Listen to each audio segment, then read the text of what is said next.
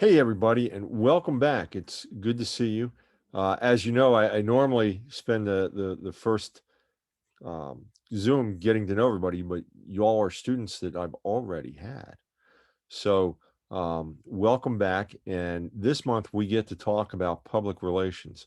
Now, public relations, I don't know what your perceptions are, but you're going to see it's probably a lot more than you thought in terms of what we do. Let me tell you how we break down public relations over the 4 weeks. We're going to start week one, really getting a good handle on what public relations is. Got a lot of reading for you, but I think you'll find it be interesting reading and possibly even topical. Um, and what we do with that is your assignment is really focused on uh, situating your company, your organization, uh, in its strategic elements.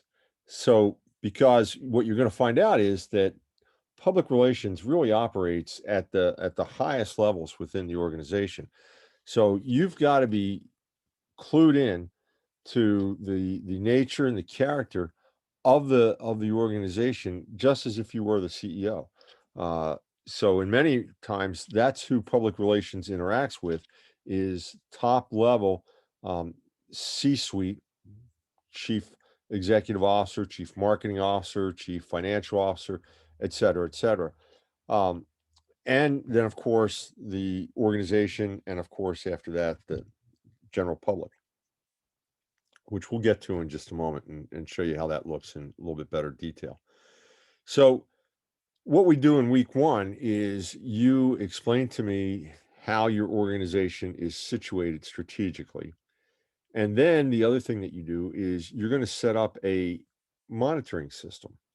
What's a monitoring system? Well, if this were not public relations and this were strictly marketing, we call it a marketing information system.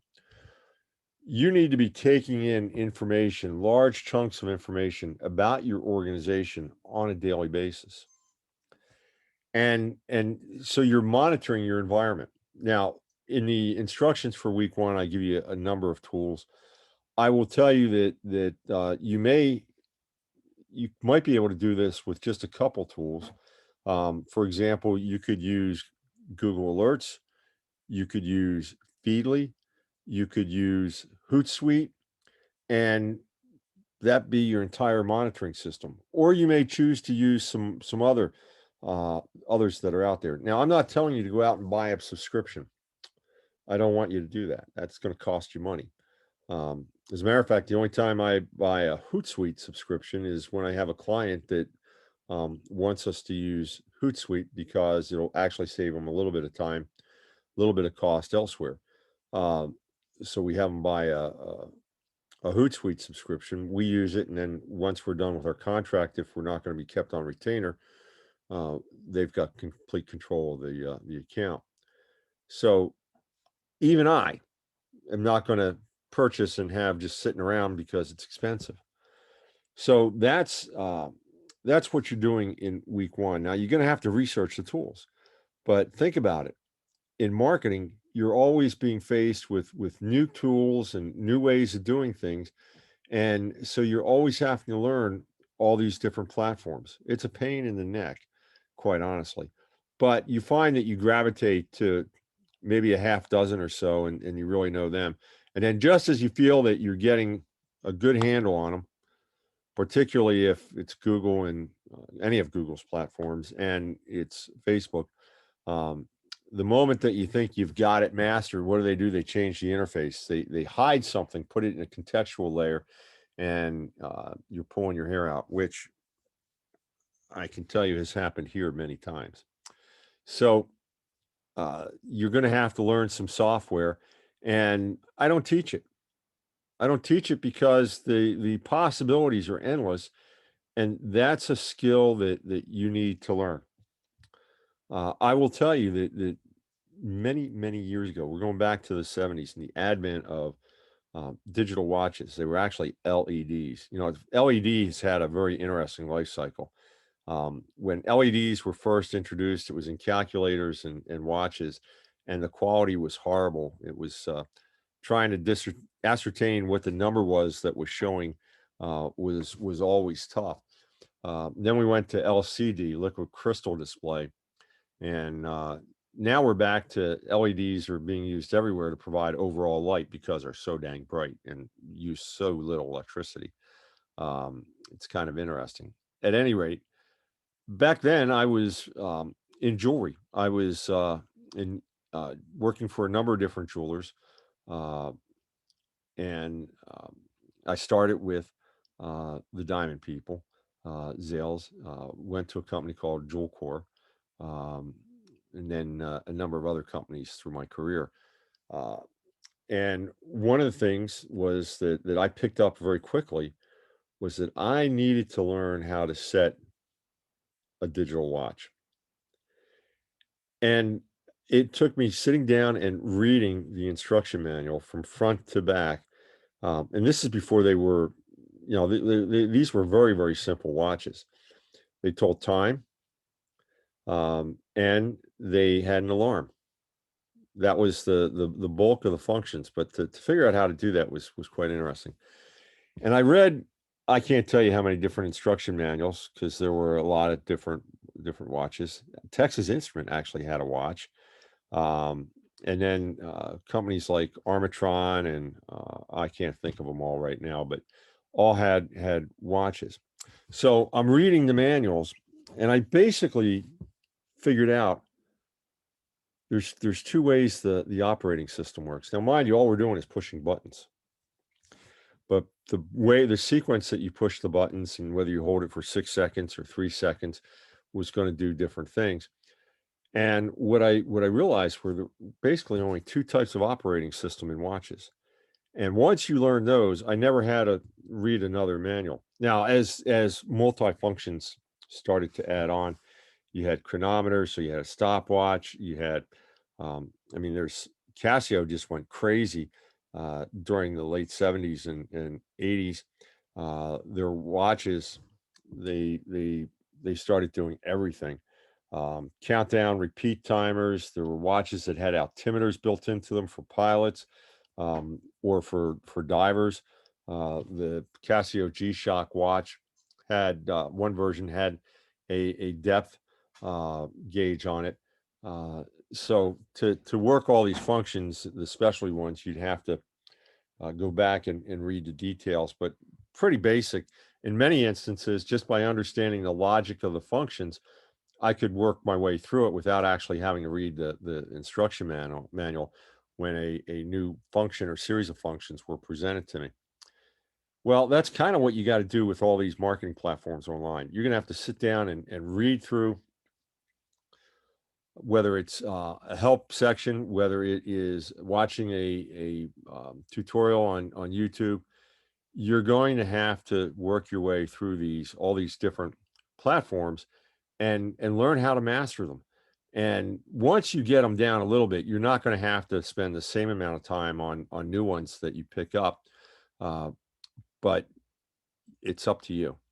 So you can either go through life without these tools, or you can start to use these tools, and it makes life so much simpler. Now, again, I don't want you to buy a subscription.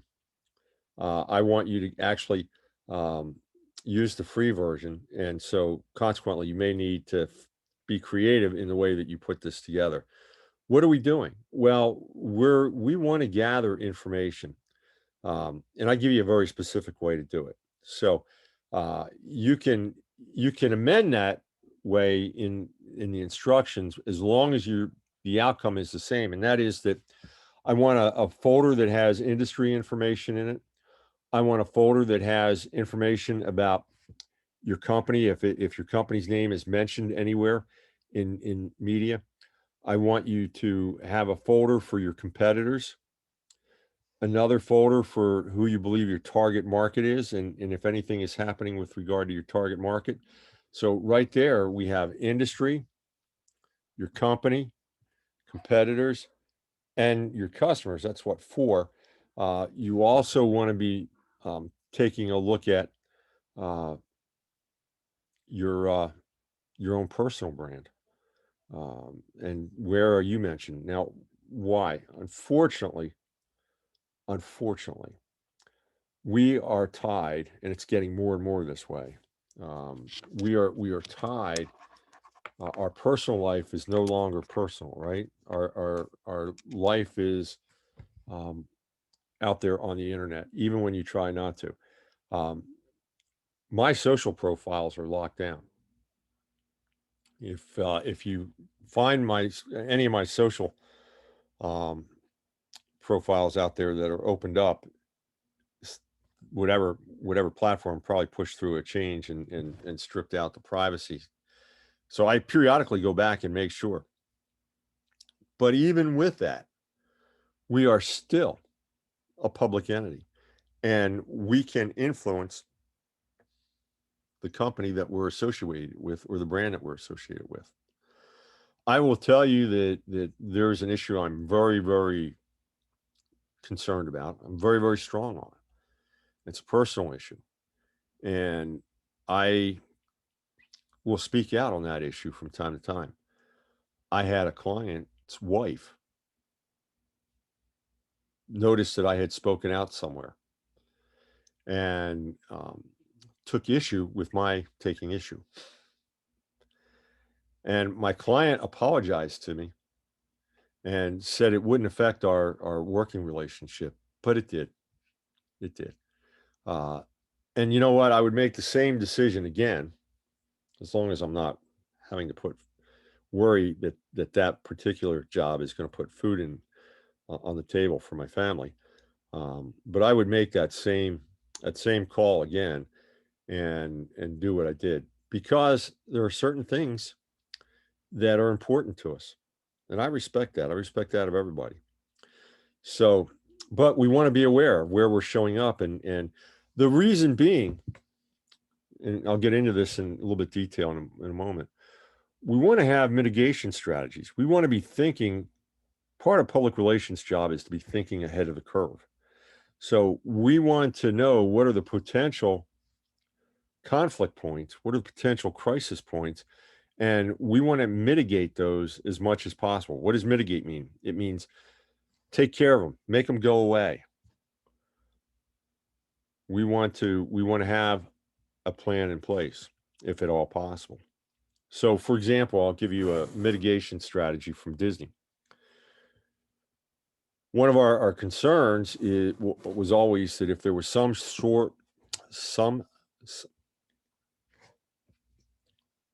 it's Diet Pepsi, new mango, um, and it's like drinking on a high. No, it's just the caffeine, I'm pretty sure. Anyway, back to the real story. So Disney has a lot of concern about stoppage of business. What if a hurricane hits? How are we going to get back open quickly? Well, Disney has mitigated those circumstances. They're called ride-out crews. So if Disney sends all non-essential workers home, there are always crews on each property that are tasked with riding out the event and being basically first responders once they can get things back to normal. So as soon as the danger is gone, the ride out crew is then doing whatever they need to do as other people start to come back into work to make sure that the company gets open as fast as possible. That is a mitigation strategy. And think of the crisis, think of the public relations component. If you close down the park, you close down Walt Disney World, the multiple parks, and no hurricane hit. It veered off suddenly at the last minute, but you had released all your employees, and now trying to get them back, that's going to be tough, and to get back open again. So Disney and think of the bad publicity. Oh, the press would be all over that. Disney fails to open. So that was a mitigation strategy that basically evolved out of doing some public relations crisis scenario planning. So with that in mind, let me tell you that what we want to come. So I want to know what your monitoring platform looks like, and I want specifics, but I want to know that you've got those folders set up. Okay. Again, what are they? The industry, your company, company competitors, customers, and your personal brand. Okay. Now, uh, you're not going to be able to integrate these. For example, if you had Feedly, if you had the paid account, you'd be able to integrate Hootsuite and also um, uh, Google Alerts. That would be nice, right? But without the paid, you can't do that. So you're going to have to do a little bit of manual, but I want you to be showing me where you're doing a lot of this on automatic. Google, the whole purpose behind Google Alerts is automatic email alerts when the keywords that you're monitoring for are mentioned. The same is true, Feedly. What you're doing is you're going and looking for RSS feeds. What's an RSS feed?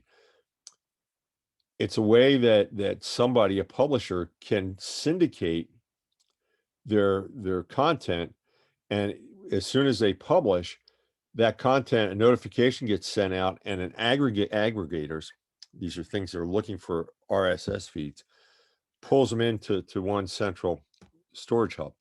Feedly is a central storage hub. It's an RSS aggregator. It's looking for stories that have been published with an RSS tag. So we can use Feedly, or another good one for RSS is NetVibes. We're using Google Alerts, and then something to manage social media. If you want to use Social Sprout instead of Hootsuite, I'm fine with that. Or Social Mention, there's a couple different ones. I'm perfectly fine with that. So that's your week one assignment. And you've got to do that in a presentation, and you have to present it as though you're representing the company, and you're talking about, number one, you're demonstrating your understanding of the company, how it's sitting strategically and so forth. And then the second thing you're doing is you're going to show that you've set up a monitoring system. Now let's talk about what you want to find in that monitoring system. You're looking for three things, three types of information.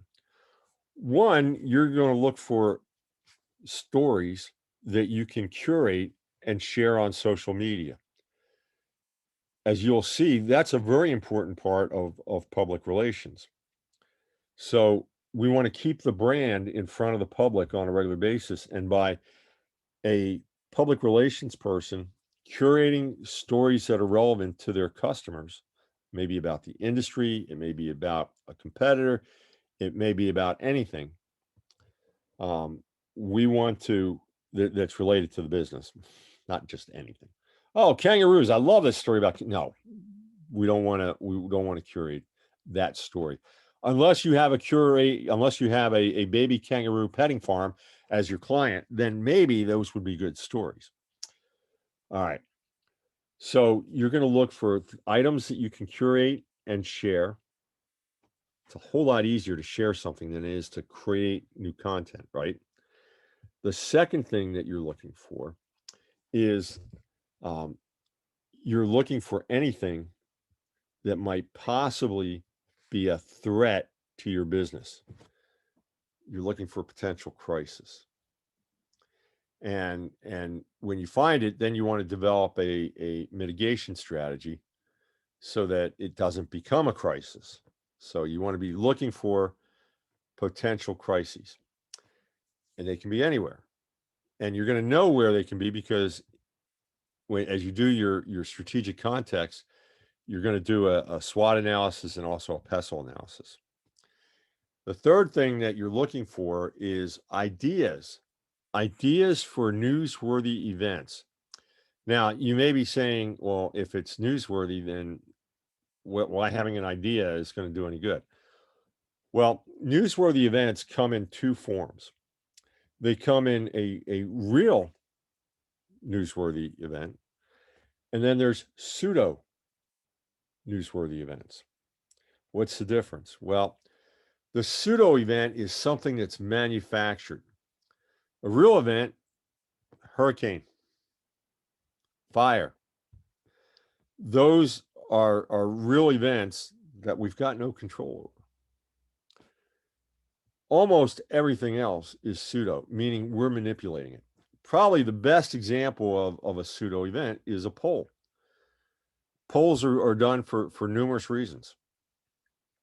It may be to help promote the brand and brand awareness. That's why you'll hear about the NBC Wall Street Journal poll or the CBS Fox poll. These are organizations that are sponsoring research, right? They're sponsoring some form of research, and they want to get their name out. Now, you can also use a poll to actually manufacture opinion. And so your poll is designed in such a way that it gets you the data that you need to say that people are thinking about this in X manner. So again, polling is something that is very, very much in the realm of a pseudo event.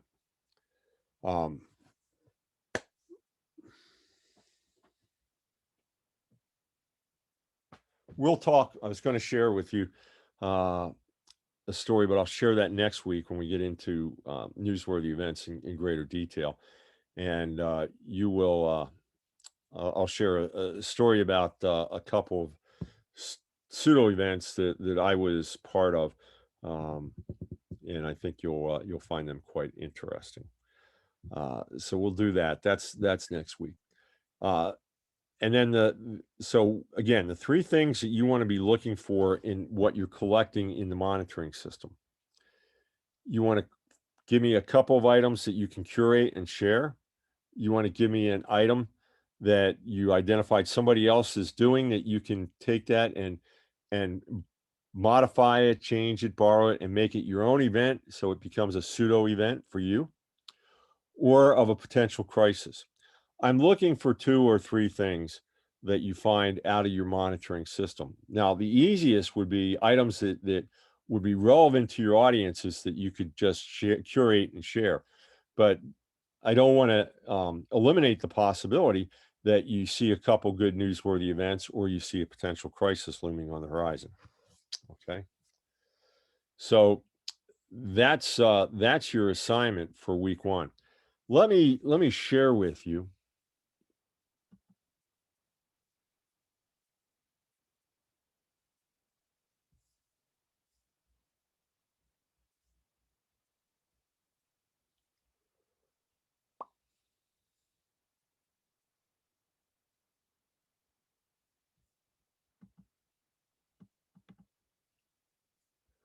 All right, I'm going to share my screen.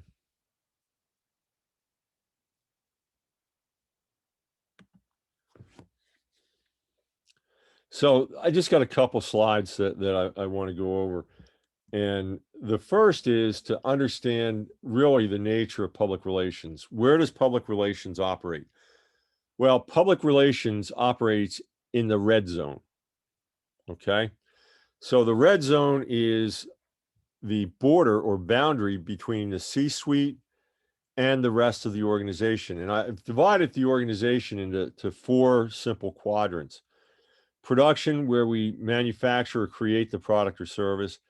Distribution, where it's sold and marketed. Maintenance, where we take care of all the things that we need to for the organization. So finance, human resources is all taken care of in maintenance. And then planning is where we're doing forecasting and really deciding where how the company is going to be moving forward. Outside of each of those quadrants, you have publics. Now, publics are related to the quadrant. So you can almost think of those lines that are coming out from the C-suite as going all the way out, both east and west and north and south. So the publics for distribution is a very specific type of public. It is our target market. It's our total, and it's also our total accessible market. It's anybody that we could ultimately sell that product to. Okay. So that's the public that's in the upper right-hand corner. In the upper left-hand corner, with regard to production, what we're really looking at is anybody that is involved in the supply chain. So if so-and-so company provides us the most minute of widgets, we buy it for a quarter of a penny. They're part of our public, and they're out in that quadrant. So the supply chain is out there. There's also a supply chain in terms of maintenance. The supply chain is people that may want to come to work for the company. So that's a public that we look at. And the same with regard to forecasting, any services or anything that we use, there's a supply chain for planning. Now, in addition, then we have publics that are just situated. So if we have I'll give you a great example. Back when I was in the jewelry industry, we moved into Evansville, Indiana. I had a store across the river in Tennessee, but we were actually going to move and open 2 new stores in 2 malls because Evansville was a pretty big city. We were going to open 2 stores in 2 malls, and it was the first time that we were going into Indiana. Now, the jewelry store chain was C&H Rao Jewelers, and we were a Lexington, a Kentucky-based corporation, meaning that we had everything that went into the store, the look of the store, the feel of the store was all about horses, basically. Why? Well, Kentucky, the bluegrass state, there's a plethora of horse farms in Kentucky, and it's also the home of the Churchill Downs, which is the Kentucky Derby. Okay. So when we went into Indiana, we had to prime the public, and this was all the public within Indiana, as to who we were and why we had this Kentucky look to it. And this was kind of bold considering one of the, back then in the 80s, one of the big basketball rivalries was the University of Kentucky versus Indiana, University of Indiana with Bobby Knight and the Hoosiers versus can't remember. Kentucky's had a number of coaches, and I'm Eddie Sutton. I knew if I thought about it long enough, it was Eddie Sutton and the Wildcats. So we had to go in and prime the public in Indiana as we were coming in and bringing a very unique and specific identity to the market. Both stores, by the way, ended up doing fabulous. Both were warmly received. And Evansville really, it sits on the border between Indianapolis and Kentucky on the other side of the Ohio River from Evansville. Now, the Ohio River gets pretty wide there. So it takes a while. It's just not like up and over. You're driving through wetlands for a bit. But when you get to the Kentucky side, you get to Owensboro, which is a small town, about 5,000. And Evansville was 40,000 in terms of population back then. So we were really stepping up our game by moving into Evansville. And that's why so much work needed to be done with regard to prepping the public. So geography can play an important part with regard to the public. All right, so that explains border organization. Let's take a look at the relationship between marketing and public relations. So the red ball is marketing, and notice how almost everything fits into the red ball. But this is a Venn diagram which shows overlaps. So if you look, you will see that 1, 2, 3, 4 marketing functions that we would normally think of marketing functions are also public relations functions. So something for you to begin to think about. In the inner 2 balls, the bottom ball is digital marketing, and then the upper ball is advertising. And you will notice that internet advertising and inbound marketing they sit in an overlap area between advertising and digital marketing. That's because they're basically digital marketing or digital advertising. I guess I said that backwards, digital advertising. Um, so let's talk about what is actually part of the public relations sphere.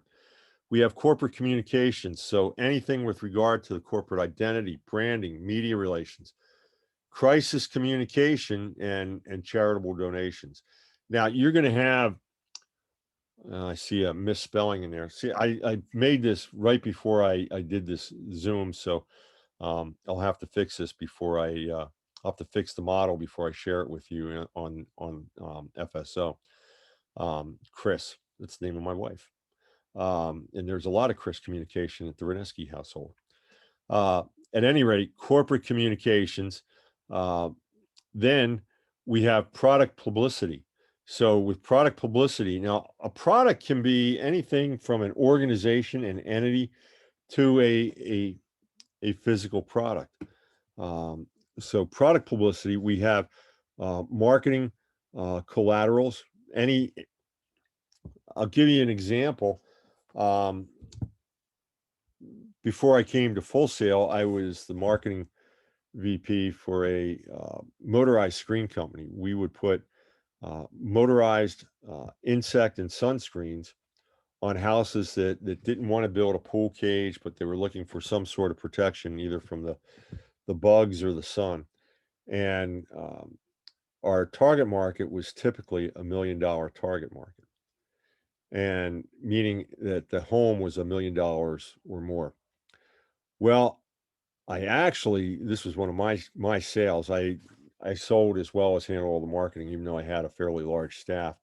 But this was a big contract. We were working with a builder called ISA in the Lake Nona area of Orlando, very high end south of the airport. And ISA, ISSA, they were building these townhomes. So you're saying you were talking about $1 million homes, and now you're talking about townhomes. Well, the bottom floor unit of the townhouse is sold for 1.1 million, and the second story sold for 1.3. They were the same unit, just you had a little bit better view up top. So these were expensive units, and I had worked with ISA that as part of their closing presentation, they were selling our product, and we had designed a way for the porches, the balconies, so either top floor or bottom floor, where they could close them in with retractable screens. Um, and so when you purchased an ISA townhome, they'd start talking to you about options. What do you want to upgrade and what do you want to take a look at?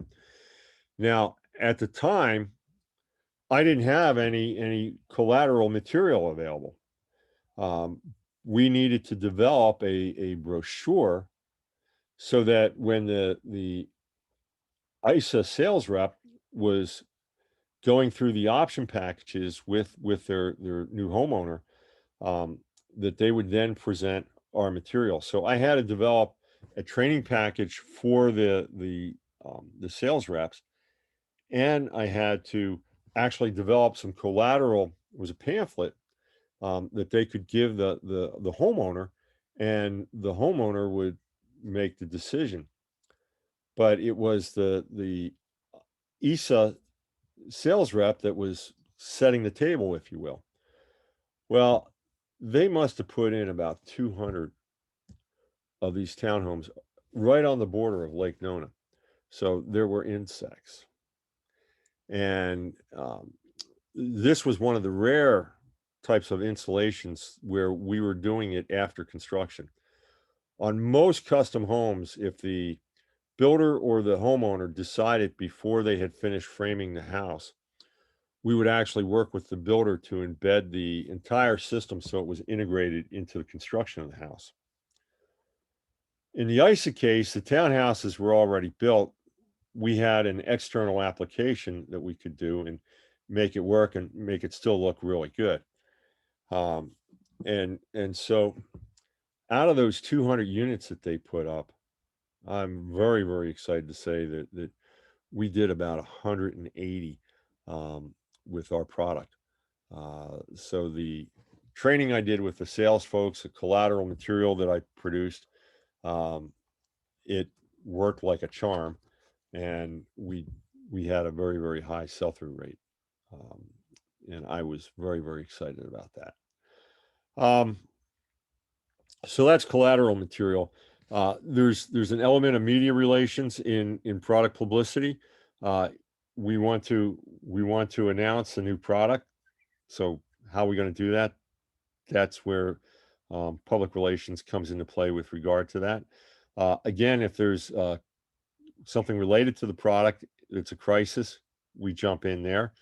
Um, and uh, anything with regard to corporate identity and sponsorships, that's all part of product publicity, and that's what public relations works on. Now, it also handles corporate branding and advertising that brand. And it also takes a look at inbound marketing. So, what are our inbound marketing tools? Well, it's our web design and copy that fills out the website, and social media. So, in your case study companies, the question is, where does the website folks, where do they sit? Are they sitting in marketing, or are they sitting in public relations? Typically, they're sitting in marketing with a lot of input from public relations. One of the areas where that input is paramount is in the about section, because that's all about the brand. We'll talk more about that later. Um, and also in social media. Another good question is, who owns the social media for your company? Is it owned by operations? It could be. Is it owned by marketing? It could be. Is it owned by executive communications / public relations? It could be. Then we talk about influencer marketing, and this should sound very familiar to you after having done IMK 522. Influencer marketing is primarily it sits in the public relations sphere.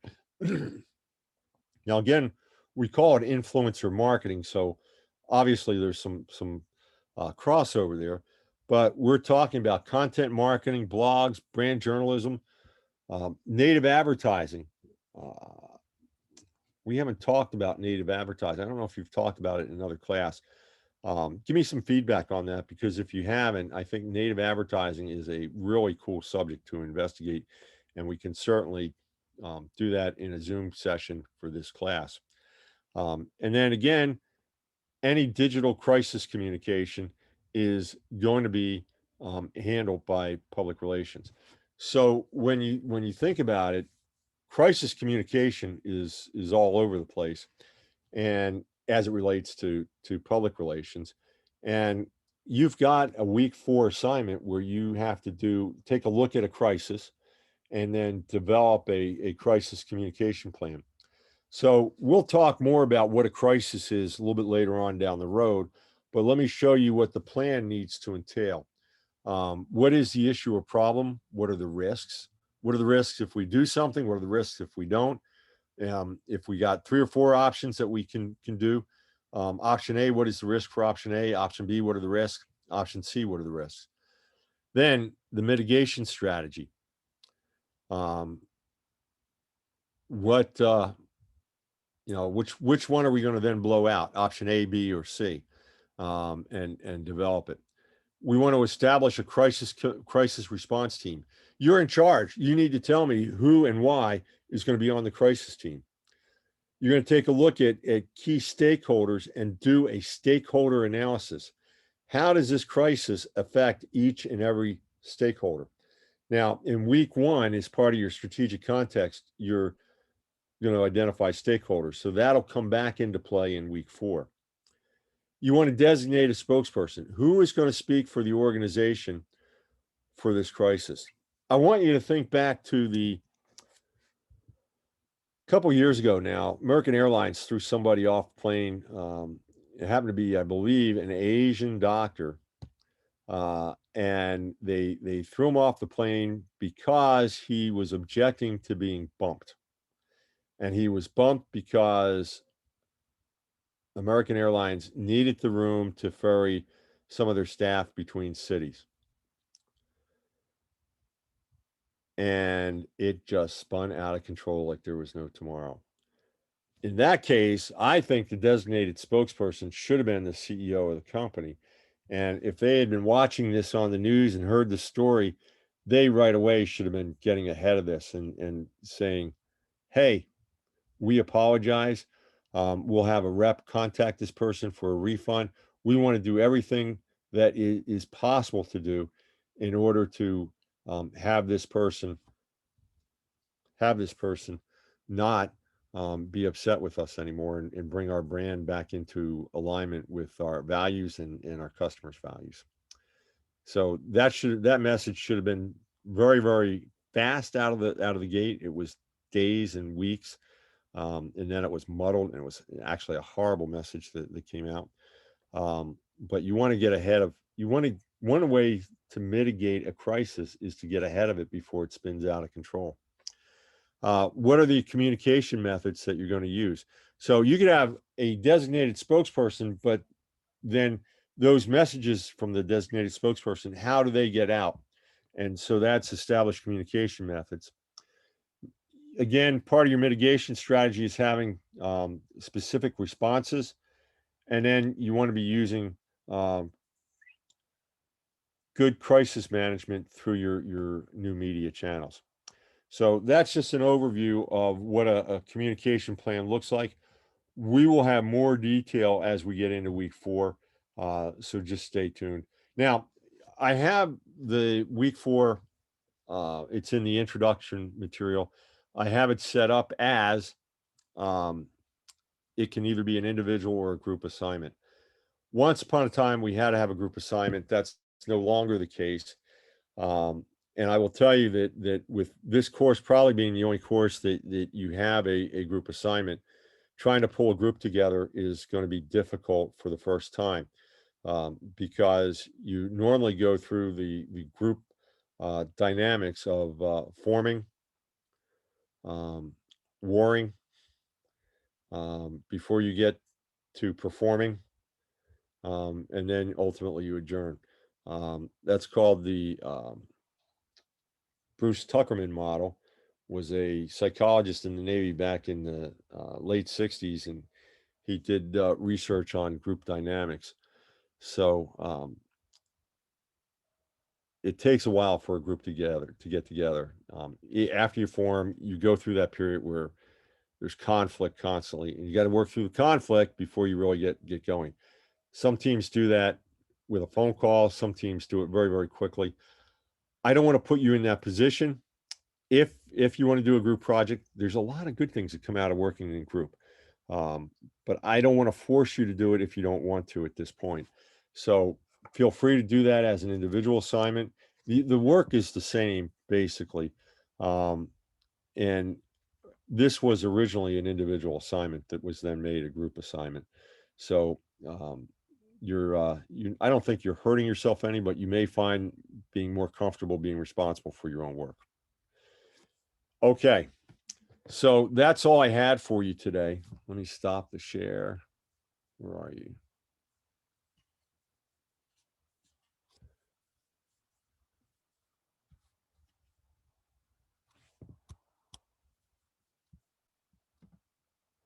There we go. That's all I got for you today. If you've got any questions, 407-267-8600. I think you're going to find this to be a very fun and interesting class. I want you to do some additional research and ask yourself what you think a crisis, what are the types of crises the companies experience today? Back in the 80s, a crisis was defined by, trying to remember the company. It was a company that made Tylenol. I think it's Johnson Johnson. And their crisis response for the Tylenol situation, Tylenol was being poisoned, and people were dying taking Tylenol capsules. It's the reason that everything is tamper-proof today, and why actual capsules don't exist over the counter. only caplets. You can't put a needle into a caplet. It'll bend the needle. So that was their response was critical. So back then, a crisis was defined as people dying, customers of the brand dying. Today, it's much, much different. So I'll ask you, what makes a crisis today? And put that in your, work that into your discussion post. And if you do, that'll be 5 bonus points that will go into week 4. Okay. So if you can work into your initial discussion, answer the questions that are asked in the discussion, but also what determines a crisis today? And you answer that, pass or fail. It's do or don't. It's 5 bonus points if you do. Okay. All right. That's all I got for you right at the moment. You all have a wonderful first week, and can't wait to see what you turn in next week. Oh, glad I said that. You actually have off next week, so you won't be turning in until April 12th, I believe. All right. It's you'll be turning in on Monday night. Let me pull up my calendar and just to make sure I'm giving you that straight. Yes, it's Monday, April 12th. That night at 11:59 is when your first assignment is done. The whole month is open, so you're not reliant on getting through break before you work on other things. If you want to turn your assignment in, I'll probably take a look, and you may even get a grade early if you do that, but it's not officially due until the 12th. All right, folks, this is Dr. John. If you have any questions, don't hesitate to call me, or better yet, text me, and I'll probably call you back with the answer if it's detailed. Again, my phone number 407-267-8600. That's 407-267-8600. Have a great week. Bye now.